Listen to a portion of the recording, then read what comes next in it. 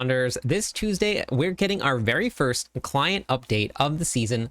We're going to get some really good changes. We're going to get changes to the way some of the Infernal Horde mechanics work, which have been a pain point since the season started. We're going to get some changes to some of the new seasonal perks, as well as a whole bunch of bug fixes. Now, fortunately for everybody out there, there are absolutely no nerfs coming. So if you're playing your favorite builds out there, they are going to be just fine after this patch. So we're going to go over what they're going to be doing. We're going to start with the Convocation of Spirits Chaos Power. That's getting a buff. So it's going from your cap at 200% up to 400%. They're going to be adding some bug fixes in. This one will be great for anybody that has been using Unstable Power. Unstable Power has been one of the chaos perks here.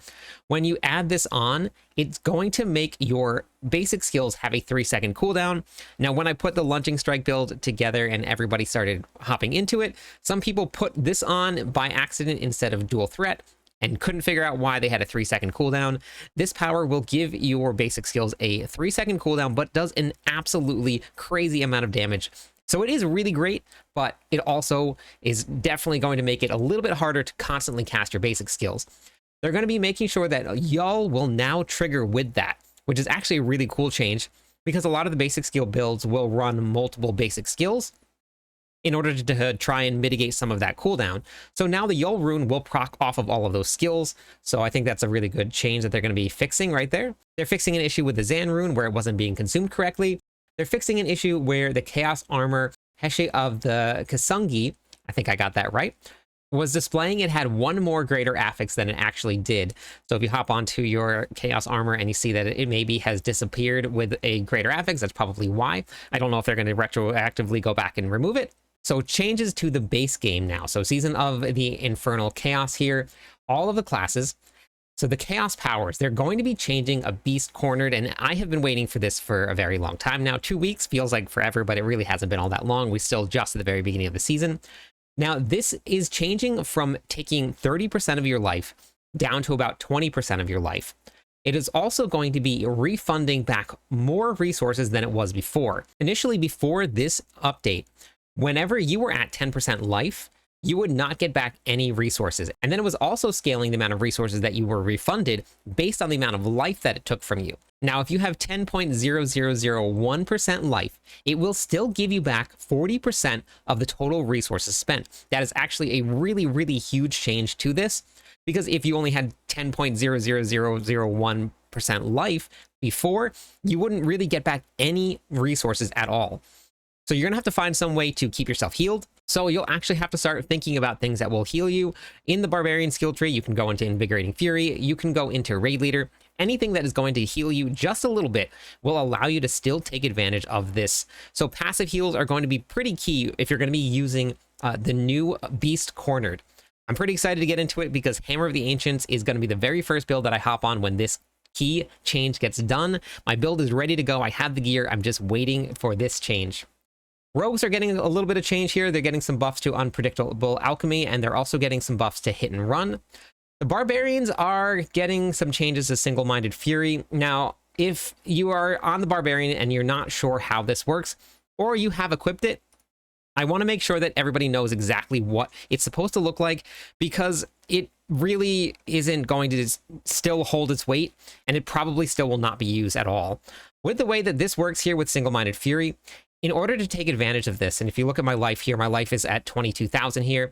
If I was to take these off here, and now I go down to 1 arsenal, you see my life goes back up. When I put this back on, it actually goes down, because now it has actually taken effect. You can only use a single arsenal type. So you can run it like this here. You could run it like this right here also. It really is going to depend on what your build is. Now, unfortunately for us, the damage that it's getting is still not even close to the weight that it can hold. So with this build here, with Single-Minded Fury on, which is what we have 1 arsenal type selected. We have your 2-handed mace. The damage that we're seeing right now is anywhere from about 300 million to 400 million damage. Now, this has all of the same aspects on here that I can absolutely fit into this build. Now, if we were to put on the rest of the arsenal selection and just go with this, I haven't changed any perks. I still have a perk that's not working. And then we start hitting things, you immediately notice a massive increase to damage. We're already doing billions. There's 3 billion, 4 billion. And this is with a perk that's not even working. And then when we go ahead and we put on a different perk, we'll put back on a Beast Cornered, which is going to get some buffs coming. This actually does a ton more damage now. So it's really unfortunate. I'm not sure what the solution is going to be, but we're already into the billions. This goes back up to about 20 to 30 billion damage now. So hopefully we'll see maybe another buff, but right now they're just going to be taking it and they're going to be adding another 50x damage onto the top end of it. Definitely still won't be usable, so we'll be running things like a Beast Cornered or Brawn over Brains. That one is my favorite. For the Rogue here, Orphan Maker is getting a buff now, so the second burst still is going to be doing some additional damage. The Sorcs are going to be getting some changes to Crackling Energy here. This will stop the situations where high attack speed causes you to run out of Crackling Energy. The Infernal Hordes. Now, Soul Spires got changed this season. They have potential to still be relatively lucrative if you did go into them. Now, the goal of the developers this season was to make Soul Spires, which I understand there are people that have very mixed feelings about this, was to make it so that they were high investment, but really, really high payout. Now, we'll have to see what happens after the patch notes. So what they're going to change, the range of Soul Spires was increased, and the monsters will frequently ambush players inside. We believe this change leans into the frenetic feel of the Infernal Hordes, while still retaining Soul Spire's role as a high investment, high payout Infernal offer. So the change they're going to be making is going to be about a 30% increase to the overall area of the circle that you're going to be standing in. Now, that's about a 15% increase overall, so you're probably looking at about this size right here. Now, that could seem small, but if we keep on drawing and we draw right over my face here, and we get that little bit of an increase here, there's a monster right here that would have been outside the circle that is now going to land inside the circle. And while we're standing inside, once you run into here, that's when the ambushes will start. The ambushes will start to activate once you have crossed the line to get into the circle. So hopefully we'll start seeing a whole bunch of monsters here that will be able to just go ahead and kill.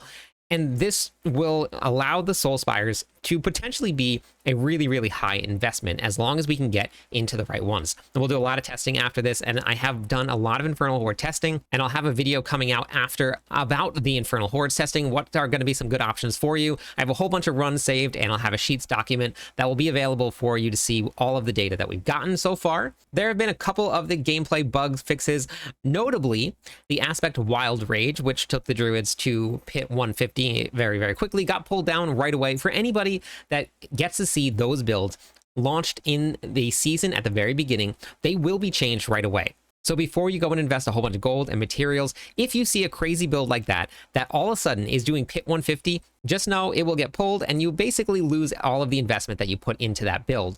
So if you see one and you're limited on materials, do not switch into it unless you're willing to sacrifice all of that stuff to get onto those builds. And for all you blasters out there, anybody that is making the push to 300, there was an issue where the reward for achieving Paragon 300, the Hateful Stone Mount trophy, was not appearing in your inventory, so they did fix that, so you should be able to get yours.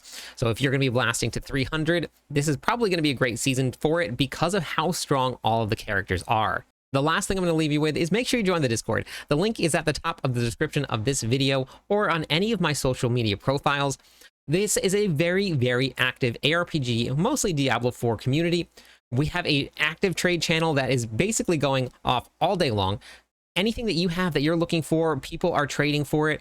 This channel is 24/7, and basically till the end of the season. There were people trading on the very last day of the season. There's a whole bunch of people that are always playing in voice chat, as you can see right here. It is very, very active. We have a channel for each class, so if you're looking for some help or you're looking to share some builds, you can absolutely do that. If you're looking to do some builds of your own and you want to post them in the Discord, you absolutely can. You can throw your own builds in here. We have a whole bunch of leveling guides. We have end game guides. We are going to be starting some events. So those events will be hosted through Discord. If you do want to apply to the in-game clan, you absolutely can. There is kind of a wait on the queue here. There's quite a few people there, but we do treat Discord as the clan. So if you're looking for somewhere to run events, to meet new people, you can absolutely hop in. Everybody's incredibly welcoming. Very excited to play some Diablo 4. That's all I got for you today. Hopefully you found this video helpful. If you did, make sure you share it with your friends. Thank you everybody for watching. I'm live every night. I would love it if you stopped by, said hi, here you crafted with me. Catch you on the flip side.